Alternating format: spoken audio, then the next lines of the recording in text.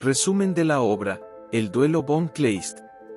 La narración de El duelo se sitúa en un tiempo medieval dominado por la fe absoluta en la justicia divina y en el valor del honor como principio rector de la vida social.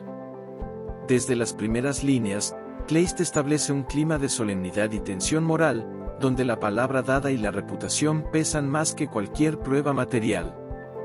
En este contexto emerge la figura de Liutgarde, una joven noble de carácter sereno, cuya vida queda atrapada en una acusación que amenaza con destruirla por completo.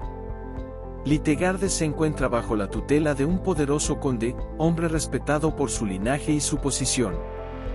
La relación entre ambos, inicialmente presentada como honorable y correcta, se ve súbitamente enturbiada por una acusación grave. El conde afirma haber sido engañado y deshonrado por la joven, sugiriendo una conducta impropia que mancilla tanto su nombre como el de su casa. La acusación no se formula con pruebas visibles, sino con la convicción absoluta de quien se siente agraviado en su honor.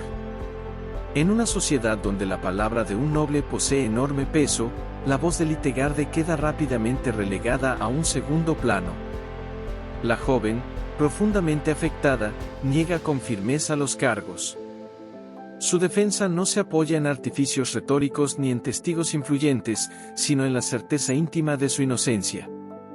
Kleist subraya aquí el contraste entre el poder social del acusador y la fragilidad aparente de la acusada, creando una tensión que atraviesa toda la obra. Liutgarde no solo enfrenta la posibilidad de un castigo injusto, sino también la aniquilación de su identidad moral. Ante la imposibilidad de llegar a un acuerdo por vías ordinarias, el conflicto es llevado ante la autoridad suprema del territorio. El juicio que se propone no será uno basado en investigaciones o declaraciones cruzadas, sino en una forma extrema de resolución, el juicio por combate, conocido como duelo judicial. Esta práctica, profundamente arraigada en la mentalidad medieval, parte de la creencia de que Dios otorgará la victoria al inocente. Así, el combate se convierte en un acto sagrado, donde la espada funciona como instrumento de la verdad divina. Liutgarde, consciente de la gravedad de esta decisión, acepta el duelo con una mezcla de temor y fe. Ella misma no puede combatir, por lo que debe designar un campeón que luche en su nombre. Esta elección se vuelve crucial, ya que de ella depende no solo su vida, sino la confirmación pública de su honor. Kleist aprovecha este momento para profundizar en la psicología de la protagonista, mostrando su lucha interior entre el miedo humano y la confianza en una justicia superior. El anuncio del duelo se extiende rápidamente por la región, despertando expectación y comentarios encontrados. Para algunos, la joven es culpable por definición, para otros, su serenidad y firmeza despiertan dudas sobre la veracidad de la acusación. El conde, por su parte, se muestra seguro de su posición, convencido de que la razón y Dios están de su lado. Su actitud revela una fe inquebrantable en el sistema que lo ampara, así como una incapacidad para cuestionar sus propias percepciones. El capítulo concluye con la fijación formal del duelo y la aceptación solemne de sus condiciones. Todo queda dispuesto para que la verdad sea revelada en el campo de combate. Kleist cierra esta primera parte con un ambiente de fatalidad contenida, donde cada personaje avanza hacia su destino con la certeza de que el desenlace será irrevocable. El lector queda enfrentado a una pregunta inquietante: ¿puede la justicia divina manifestarse de manera inequívoca a través de la violencia humana? La preparación del duelo judicial introduce un nuevo eje de tensión en la historia, la búsqueda del campeón que habrá de combatir en nombre de Liutgarde. La joven, recluida en una espera cargada de incertidumbre, comprende que su destino depende de la fuerza, la destreza y la rectitud moral de un hombre al que deberá confiarle su vida y su honor. Kleist presenta este momento como una prueba espiritual tanto como física, ya que elegir al combatiente equivale a declarar públicamente en quien se deposita la fe de la justicia divina. Mientras los nobles del entorno deliberan y los rumores crecen, muchos consideran improbable que alguien acepte defender a una mujer acusada por un conde poderoso. La desigualdad social pesa con fuerza. Enfrentarse al acusador implica desafiar no solo a un individuo, sino a todo el sistema de jerarquías que lo respalda. Este clima de duda acentúa el aislamiento de Liutgarde, cuya serenidad exterior oculta una angustia profunda. Su confianza no se apoya en cálculos humanos, sino en la convicción de que la verdad, al final, debe imponerse. En este punto irrumpe una figura inesperada, el joven caballero Friedrich de Trotha. Su aparición no está envuelta en gestos grandilocuentes, sino en una determinación silenciosa que llama la atención de todos. Friedrich no posee el prestigio ni la experiencia del conde acusador, aunque su reputación como hombre recto y valiente es conocida. Kleist subraya el contraste entre la fuerza institucional del acusador y la pureza de intención del defensor, reforzando el conflicto moral que atraviesa la obra. Friedrich se ofrece como campeón de Litegarde sin exigir recompensa ni privilegio. Su decisión provoca sorpresa y desconfianza. Algunos interpretan su gesto como una imprudencia juvenil, otros sospechan motivaciones ocultas. El propio Friedrich guarda silencio sobre sus razones, lo cual añade un halo de misterio a su figura. Esta reserva refuerza la idea de que su acción nace de un impulso ético profundo, no de un interés personal inmediato. La aceptación oficial del joven caballero como campeón desencadena nuevas discusiones. Las autoridades examinan su idoneidad y verifican que cumple con los requisitos del combate. Todo se desarrolla con un ceremonial riguroso que Kleist describe con precisión, destacando el carácter casi litúrgico del duelo judicial. Cada paso, cada fórmula pronunciada, refuerza la creencia de que el combate no será un simple enfrentamiento de armas, sino una revelación de la voluntad divina. Litegarde y Friedrich se encuentran por primera vez en un breve encuentro cargado de intensidad contenida. No hay declaraciones románticas ni promesas grandiosas. La joven agradece con sobriedad el gesto del caballero, y él responde con una inclinación respetuosa. Este intercambio mínimo resulta significativo, ambos parecen conscientes de que la situación supera cualquier vínculo personal y se inscribe en una esfera superior, donde lo que está en juego es la verdad misma. A medida que se acerca el día del duelo, la tensión crece en la comunidad. El conde acusador se muestra confiado, convencido de que su experiencia y su posición le asegurarán la victoria. Observa a Friedrich con una mezcla de desprecio y curiosidad, sin otorgarle verdadera importancia. Esta actitud revela una fe absoluta en la justicia entendida como prolongación del poder social, no como resultado de una búsqueda interior de la verdad. El capítulo culmina con la víspera del combate. Friedrich se prepara en soledad, reflexionando sobre el peso de la responsabilidad que ha asumido. No combate solo por una mujer, sino por la validez de un principio que sostiene todo el orden social, la idea de que Dios interviene en los asuntos humanos para proteger al inocente. Litegarde, por su parte, pasa la noche en oración, entregando su destino a una voluntad superior. Kleist cierra este segundo capítulo con una sensación de equilibrio precario. Dos hombres se preparan para enfrentarse, cada uno convencido de su causa. Entre ambos se alza una pregunta inquietante que queda suspendida en el aire: ¿bastará la pureza de intención para inclinar la balanza de la justicia divina, o el combate revelará una verdad más ambigua y perturbadora? El amanecer del día señalado para el duelo judicial llega envuelto en una solemnidad casi opresiva. El campo ha sido dispuesto conforme a las normas antiguas, delimitado con precisión y rodeado por autoridades, nobles y curiosos que acuden no solo para presenciar un combate, sino para contemplar la manifestación visible de la justicia divina. Kleist describe este escenario con una sobriedad calculada, subrayando la gravedad del momento y la convicción colectiva de que el resultado será incuestionable. Friedrich de Trotha y el conde acusador ingresan al campo desde extremos opuestos. Ambos portan armaduras completas y espadas bendecidas, símbolos del carácter sagrado del enfrentamiento. El contraste entre ellos resulta evidente: el conde avanza con seguridad arrogante, acostumbrado a imponer su voluntad, mientras Friedrich muestra una concentración silenciosa, más introspectiva que desafiante. Antes del combate, se pronuncian las fórmulas rituales que encomiendan el juicio a Dios, sellando el destino de Litegarde y validando el duelo como instrumento de verdad.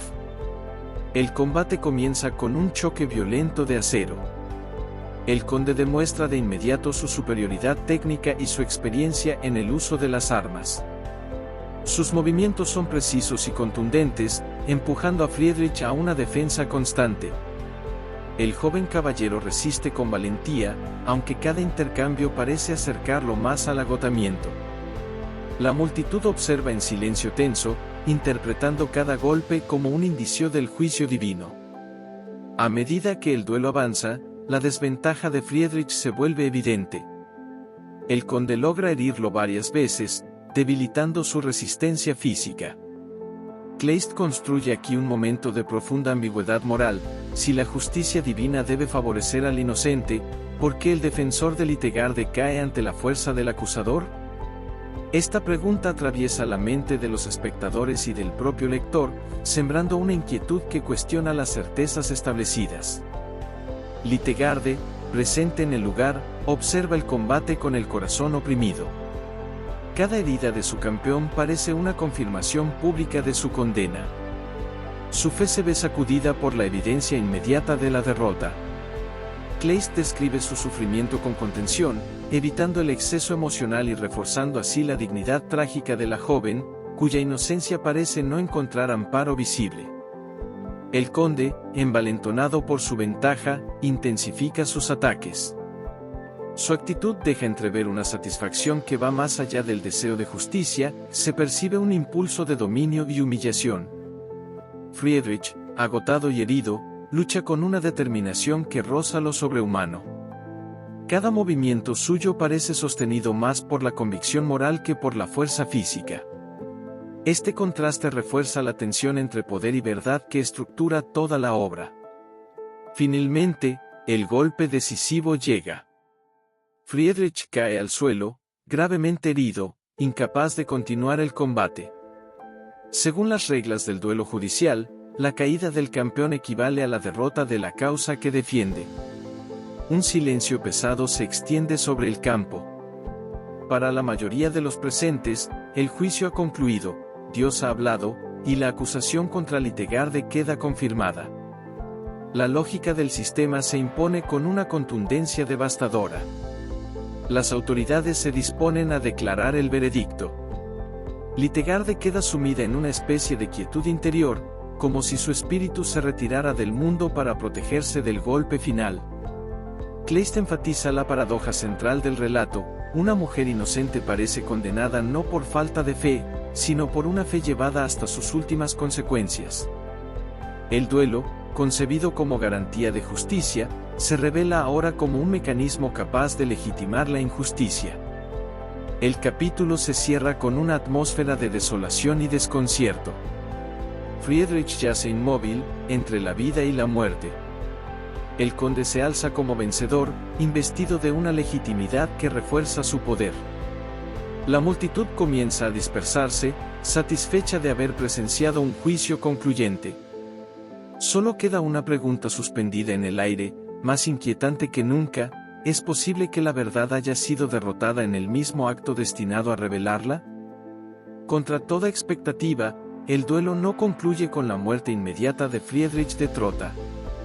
El joven caballero, gravemente herido, es retirado del campo con un hilo de vida que desconcierta a quienes ya lo daban por vencido. Este hecho, aparentemente secundario, introduce una grieta decisiva en la lógica implacable del juicio judicial. Kleist utiliza esta pausa entre la derrota formal y el desenlace definitivo para profundizar en el carácter problemático de una justicia que se proclama absoluta. Mientras Friedrich es atendido por médicos y escuderos, las autoridades retrasan la proclamación final de la sentencia. La herida del caballero resulta grave, aunque no mortal de inmediato, y su estado oscila entre la conciencia y el delirio. Esta suspensión del veredicto genera una inquietud creciente, ya que el sistema jurídico exige una conclusión clara, no una espera ambigua. El tiempo, elemento ajeno al ritual del duelo, comienza a desempeñar un papel perturbador. Liutgarde permanece bajo custodia, aislada y sumida en una vigilia silenciosa. Su fe, golpeada por la derrota visible de su campeón, no se extingue por completo. Kleist la presenta como una figura de resistencia interior, cuya inocencia se sostiene ahora no en la esperanza de un milagro externo, sino en una aceptación serena de su destino. Esta actitud contrasta con la creciente incomodidad de quienes, convencidos de la validez del duelo, empiezan a percibir fisuras en su significado. El conde vencedor, lejos de disfrutar plenamente de su triunfo, comienza a mostrar signos de inquietud. La supervivencia de Friedrich lo enfrenta a una realidad que el ritual no contemplaba. Su victoria, aunque reconocida, pierde la contundencia simbólica que debía sellar el juicio. Kleist insinúa que, en lo más profundo, el conde percibe una disonancia entre el resultado del combate y la certeza moral que esperaba obtener de él.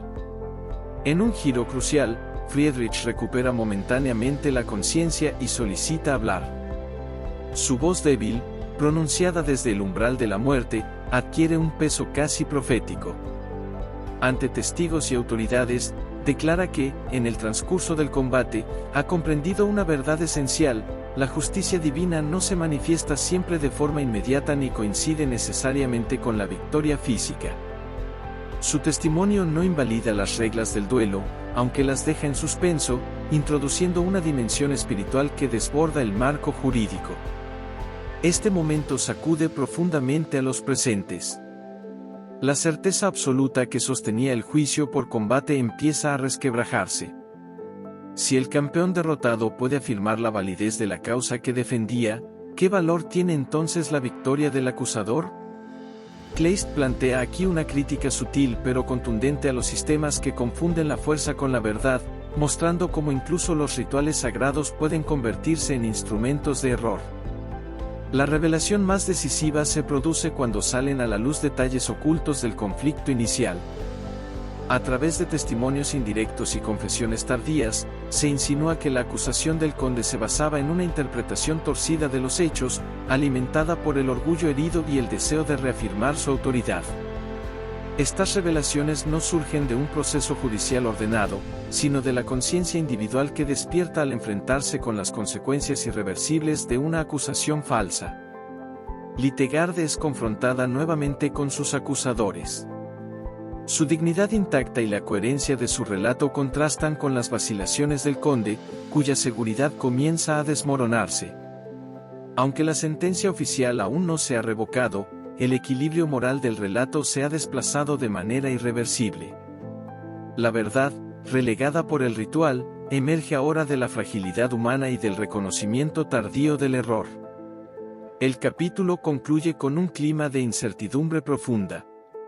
La justicia institucional ha perdido su aura de infalibilidad, y los personajes se ven obligados a replantear sus creencias más arraigadas. Friedrich, al borde de la muerte, se convierte en un símbolo de una verdad que no necesita imponerse por la fuerza. Liutgarde, aún sin absolución formal, recupera algo más valioso: la confirmación moral de su inocencia. Kleist deja al lector ante un sistema que se tambalea, preparando el terreno para un desenlace donde la justicia ya no podrá presentarse como un acto mecánico, sino como una responsabilidad ética ineludible. El desenlace del duelo se desarrolla en un clima marcado por la tensión moral acumulada y por la necesidad ineludible de una resolución que trascienda el mero cumplimiento del ritual. Friedrich de Trotha, gravemente herido, sobrevive lo suficiente para convertirse en un testigo viviente de la paradoja que ha sacudido a todos. El campeón derrotado encarna una verdad más firme que la victoria armada del acusador. Su estado, frágil y cercano al final, imprime urgencia a las decisiones que aún deben tomarse. Las autoridades, enfrentadas a una situación que el sistema del duelo judicial no contempla de forma clara, se ven obligadas a reconsiderar su proceder. El retraso en la sentencia definitiva abre un espacio para la reflexión colectiva. Kleist describe este momento como un punto de inflexión en el que la costumbre pierde su carácter incuestionable y la conciencia individual emerge como fuerza decisiva. La justicia deja de ser un acto automático para convertirse en una responsabilidad humana. El conde, hasta entonces sostenido por la seguridad de su posición y por el resultado del combate, comienza a desmoronarse. La proximidad de la muerte de Friedrich actúa como un espejo moral en el que se reflejan sus motivaciones más profundas. Aislado de la admiración pública que acompañó su victoria inicial, el noble se enfrenta a la sospecha creciente de haber construido su acusación sobre un error, amplificado por el orgullo y la necesidad de afirmación. Su autoridad, antes incuestionable, se revela ahora como frágil. En una escena cargada de intensidad ética, el conde admite finalmente la falsedad esencial de su acusación. No se trata de una confesión impulsada por la amenaza de un castigo inmediato, sino por el reconocimiento tardío del daño causado. Kleist presenta este acto como una derrota interior mucho más significativa que cualquier pérdida en el campo de batalla. El orgullo, verdadero antagonista de la obra, se desploma ante la evidencia de la injusticia cometida. La confesión produce un efecto inmediato. Liutgarde es absuelta públicamente y su honor restituido ante la comunidad. El acto no se limita a una declaración formal, que implica un reconocimiento explícito del error y una reparación simbólica del daño infligido. La joven recibe la absolución con una serenidad que confirma su fortaleza moral.